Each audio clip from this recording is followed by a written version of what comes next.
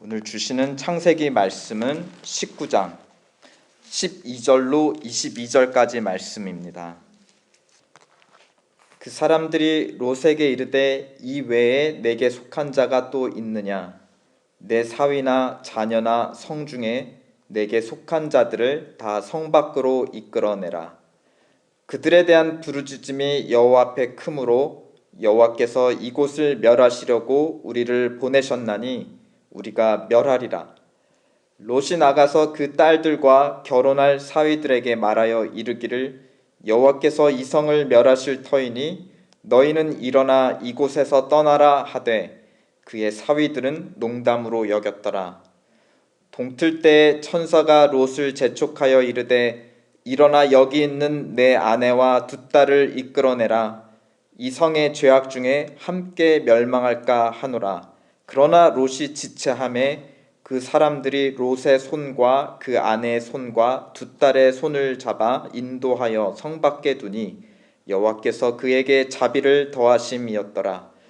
그 사람들이 그들을 밖으로 이끌어낸 후에 이르되 도망하여 생명을 보존하라.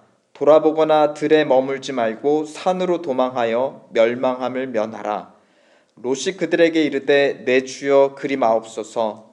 주의 종이 주께 은혜를 입었고 주께서 큰 인자를 내게 베푸사 내 생명을 구원하시오나 내가 도망하여 산에까지 갈 수 없나이다. 두렵건대 재앙을 만나 죽을까 하나이다. 보소서 저 성읍은 도망하기에 가깝고 작기도 하오니 나를 그곳으로 도망하게 하소서. 이는 작은 성읍이 아니니까 내 생명이 보존되리이다. 그가 그에게 이르되 내가 이 일에도 내 소원을 들었은즉 내가 말하는 그 성읍을 멸하지 아니하리니 그리로 속히 도망가라. 내가 거기 이르기까지는 내가 아무 일도 행할 수 없노라 하였더라. 그러므로 그 성읍 이름을 소알이라 불렀더라. 아멘. 오늘 창세기 19장 12절로 22절까지 말씀 지체하시는 은혜라는 제목으로 하나님의 말씀 나누겠습니다. 우리 지난 본문 마지막 절 11절을 보면 문 밖에서 소돔성 남자들이 들어갈 롯의 집 문을 찾고 있습니다. 그들은 눈이 멀었는데도 헤매며 그 문을 간절히 찾았습니다. 그런데 오늘 본문을 보면 반대로 문 안에 있던 하나님의 천사들이 롯과 그의 가족을 데리고 문 밖으로 나가려고 합니다. 문을 사이에 두고 들어가려는 자가 있고 나가야 하는 자가 있는 매우 엇갈리는 상황이죠. 왜 이러는 걸까요? 왜 어떤 자들은 들어가야 살 것 같고 어떤 자들은 나가야 살 것 같고 한 문을 사이에 두고 왜 이런 엇갈린 선택의 방향 선택이 엇갈리는 것일까요? 우리는 들어가야 하는 것일까요? 나와야 하는 것일까요? 12절에 보면 하나님의 수행천사가 롯에게 이릅니다. 내게 속한 자들을 다 성 밖으로 이끌어내라. 그것이 살 길이다 하는 것입니다. 13절에 이어서 이들은 원래 소돔의 큰 죄악 소리를 들었고 하나님의 명을 따라 진짜 실체가 어떤지 이 성 안으로 현장 조사를 온 것이었습니다. 근데 소돔의 온 남자 노인으로부터 작은 자까지 그리고 가까운 곳에서 멀리 있는 자 모든 남자들이 이 집에 모여서 이 천사들을 범하려 하였습니다. 이것은 마지막 증거, 확증된 증거였죠. 이제 조사와 확인 절차는 종결되었고 심판의 집행이 시작되려는 것입니다. 그 사이에 이 하나님의 천사들은 롯과 그의 가족들만은 구하려 하였습니다. 롯에게는 소돔 출신의 아내와 그 사이에서 낳은 두 딸이 있었고 오늘 본문에 따르면은 정혼한 사위 둘, 소돔 남자 둘이 있었습니다. 정혼했다는 것은 사실혼 관계인 것이고 법적으로 다만 결혼식만 남겨놓은 그런 관계입니다. 그래서 14절에 보면 롯이 나가서 그 딸들과 결혼할 사위들이라고 하였던 것입니다. 그러니까 롯에게 속한 가족은 총 6명이었죠. 롯과 아내, 두 딸, 그리고 두 사위, 이렇게 6명이었습니다. 그래서 14절에 보면 롯은 두 딸과 사위들에게 하나님의 심판이 임박했다고 알립니다. 그런데 소돔 출신의 남자 사위들은 그것을 어떻게 받았습니까? 농담으로 여겼더라 하였습니다. 다른 말로 하면 이들은 문 밖으로 나가는 길을 선택하기보다는 문 안에, 소돔 성문 안에 남아있기를 선택했다라는 것입니다. 흥미로운 것은 이 이야기의 전개를 따르면 두 딸은 그들의 정혼자와 헤어져서 아버지 롯을 따라 성문 밖으로 나가게 됩니다. 한 가족인데, 그러니까 사실혼 관계니까 법적으로 한 가족인데 남자들은 문 안으로 들어가기를 선택했고 아내 된 두 딸은 문 밖으로 나가기를 선택했다라는 것입니다. 무엇이 이 선택의 문이었는가? 하나님께서 이성을 멸하실 것이다 라는 그 선언된 말씀이 엇갈린 선택의 문이었다. 그 하나님의 말씀에 웃음으로, 비웃음으로, 믿지 못하겠다고 반응하는 자는 성 안에 머무르는 걸 선택한 것이고, 이 말씀을 믿는 자는 바깥으로 나가기를 선택했다라는 것입니다. 하나님의 말씀은 우리에게 선택을 요구하죠. 이 말씀을 따라 나온 사람은 그 성의 수많은 사람 중에 단 4명뿐이었습니다. 롯과 아내와 그리고 두 딸, 이렇게 4명밖에 바깥으로 나가기를 선택했습니다. 나머지 모두는 어떻게 했죠? 성문 안에 머물기를 선택했다. 즉, 그 하나님의 말씀을 믿지 않고 그 두 사위와 같이 무엇으로 여겼더라? 농담으로 여겼더라 하는 것이었습니다.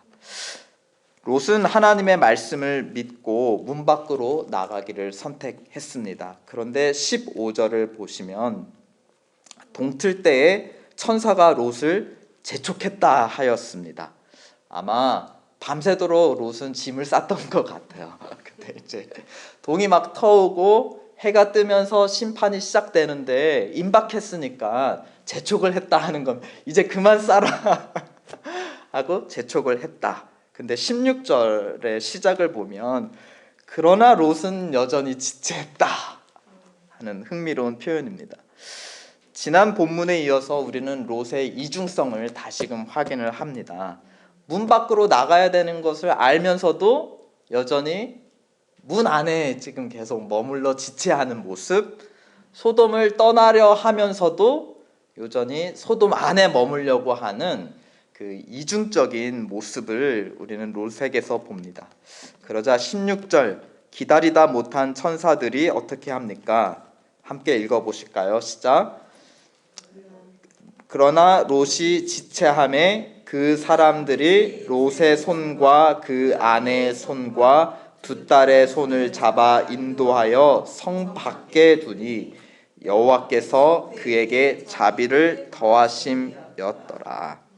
아마 두었으면 이삿짐 다 쌀 때까지 며칠이고 못 떠났을 것 같고, 심판은 임박했고 롯을 그대로 두었다가는 소돔 성과 함께 멸망할 것 같고, 그래서 천사가 강제로 그들의 손을 잡아 이끌어 바깥으로 두었다 하였습니다.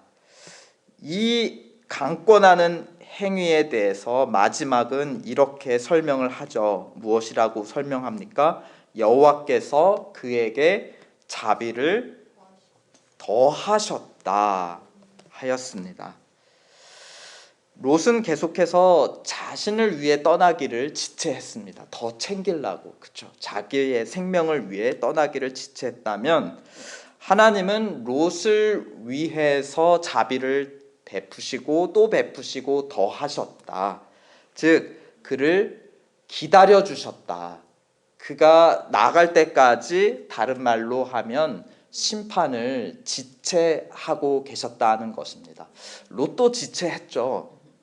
하나님도 지체하신 거예요. 그게 자비라고 표현이 되어 있죠. 롯은 자신을 위해 지체했다면 하나님은 롯을 위해서 기다려 지체하셨다라는 것입니다. 하나님의 자비는 그러니까 어떠한 행위로 표현이 되고 있는 거죠? 지체하시는, 기다려주시는, 지금 빨리 나가야 되는데 이것저것 챙기고 있는 롯을 위해서 마지막 기한까지 기다려주시는, 더하시는 은혜, 그것이 바로 오늘의 자비를 더하셨다라는 표현입니다. 17절에 보면 천사는 롯에게 분명하게 말합니다. 들에 머물지 말고 산으로 도망하여야 멸망을 면하리라. 이 대부분의 도시는 평지에 세워져 있죠. 소돔은 들, 여기서 말하는 들 혹은 평지에 세워진 도시였고 그 주변으로 작은 위성 도시들이 있었습니다. 그러니까 들에 머물지 말고 산으로 높은 곳으로 가라는 것은 소돔만이 아니라 그 세력에 속해 있는 그 다른 들에 속한 도시들, 같은 문화에 속해 있는 하나님의 말씀을 믿지 않는 그 모든 도시들까지도 심판이 임할 것을 우리에게 암시해 줍니다. 근데 18절에 보면 이것에 대해서 18절 이후로부터 롯은 또 다시 자신을 위해서 지체해요. 왜냐하면 여전히 그는 도시를 떠나지 못합니다. 소돔은 떠났지만 어떻게 합니까? 또 다른 도시의 문 안으로 들어가려고 해요. 소알이라고 하는 도시로. 20절을 보시면 그 이유를 밝히는데요. 보소서, 저 성읍은 도망하기에 가깝고 작기도 하니 나를 그곳으로 도망하게 하소서. 이는 작은 성읍이 아닙니까? 내 생명이 보존되립니다. 여전히 문 안으로 들어가야, 문 밖에 완전히 그냥 광야, 야지 같은 산이 아니라, 야생이 아니라 도시 문 안으로 들어가야 나는 살 것 같고 그것이 가까우니까 나로 저기 문 안에 들어가게 해달라라는 것입니다. 근데 하나님의 반응을 보면 무엇이라고 있습니까? 21절, 그가, 그쵸? 이 천사 중에 하나가 아니라 하나님께서 명하신 것이죠. 그가 그에게 이르되 내가 이 일에도 내 소원을 들었다 하셨습니다. 이 일에도 내 소원을 들었다라는 것은 앞서서도 롯이 간청했다는 것을 우리에게 암시해주고 있죠. 우리 정혼한 사위들도 데려가야 합니다. 하고서는 우리 두 딸은 어떻게 합니까? 정혼한 사위도 데려가야 합니다. 근데 그 사위들은 농담으로 여기고 같이 안 따라 나섰죠. 짐 쌀 시간도 필요합니다. 이것도 챙겨야 되고 저것도 필요합니다. 하고서는 동이 틀 때까지 그는 지체했다. 그러나 하나님은 소원을 들어주셨다. 계속해서 또 소알로 가게 해주세요. 저 작은 성읍, 산이 아니라 요 가까운 성문 안으로 들어가게 해주세요. 그것도 소원을 들어주셨다라는 것입니다. 22절에 지체하신 이유가 나타나는데요. 그리로 속히 도망가라. 네가 거기 이르기까지는 내가 아무 일도 행할 수 없느니라. 그러니까 하나님의 지체는 처음부터 지금까지 누구를 위한 지체였습니까? 롯과 그와 함께 따라 나온 그 가족을 위한 하나님의 지체였다라는 것입니다. 심판은 정해졌지만 그 기한을 하나님은 롯을 위해서 연장하고 지체하고 기다리셨다라는 것입니다. 그런 관점에서 보면 앞선 그 이야기에서 아브라함을 만났을 때도 하나님은 지체하셨어. 아브라함이 하나님을 막아섰죠. 50명이 있으면 그 성읍 의인 50명 있어도 성읍을 멸하실 것입니까? 45명, 30명, 20명, 10명이 있어도 의인이 있다면 도시 전체를 멸하시겠습니까? 하나님이 그러지 않으시겠다 하였습니다. 그 모든 과정, 아브라함의 간청을 들으시고 당신의 계획을 수정하시는 그 모든 과정 자체가 하나님의 가는 길이 어떻게 되었다는 거예요? 지체되었다라는 것입니다. 롯도 마찬가지죠.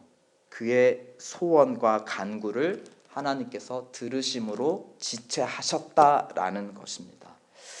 자녀의 말이 부모를 멈추게 하고 지체하게 하죠. 때로는 우리가 사실 그렇게 바쁘지 않지만 너무 정신이 없다 보니까 아이들이 뭐라 말해도 닥치고 가만히 있어 하고서는 그냥 막 끌고 나올 때가 있습니다. 그러나 하나님은 어떻게 하십니까? 아브라함의 간청에도 멈추셨고 롯의 간청에도 멈추고 기다리고 지체하셨다. 그것이 하나님이 자비를 더하셨다라는 그런 의미인 것입니다. 그 하나님의 기다리심, 지체, 우리의 기도를 들으심, 그것을 16절에는 자비를 더하심이었더라라고 표현되어 있고 19절에는 롯의 입을 통해 주의 종이 주께 은혜를 입었고 주께서 큰 인자를 내게 베푸셨다. 그러니까 우리를 위한 하나님의 지체를 자비, 하나님의 자비, 하나님의 은혜, 하나님의 인자라고 표현하고 있습니다. 우리 선택의 문 앞에 오늘도 서야 할 텐데요. 들어가야 살지 나가야 사는 건지 하나님께서 말씀해 주시는 그 은혜를 오늘도 바라고 또 감사합시다. 또 성 밖으로 즉시 나가는 말씀에 즉시 일어나서 하지 못하고 지체하는 우리를 또 기다려 주시는 하나님의 은혜도 오늘 또 바라고 또 감사합시다. 또 산까지 가라는 말씀에 전적으로 순종하지 못하고 중간에 타협하려는 우리, 여전히 우리에게 편안한 그 컴포트 존 안으로 머물려고 하는 그런 우리마저도 그 소원까지도 들어주시고 기다려주시는 하나님의 지체하시는 은혜 오늘도 바라보고 또 감사합시다. 하지만 무엇보다 결정적일 때 우리 손을 잡고 강권하시는 하나님의 은혜를 우리는 마지막으로 바라고 또 감사하는 오늘 하루 되시기를 축원드립니다. 아멘. 우리 같이 기도합시다. 하나님은 아버지시기에 자녀의 음성에 발걸음을 멈추시고 지체하십니다. 그 지체하심, 우리의 소원을 들어주시고 또 들어주시고 계속해서 지체하시는 그 모습을 오늘 본문은 자비와 은혜, 하나님의 자녀들을 향한 인자하심이라 하였습니다.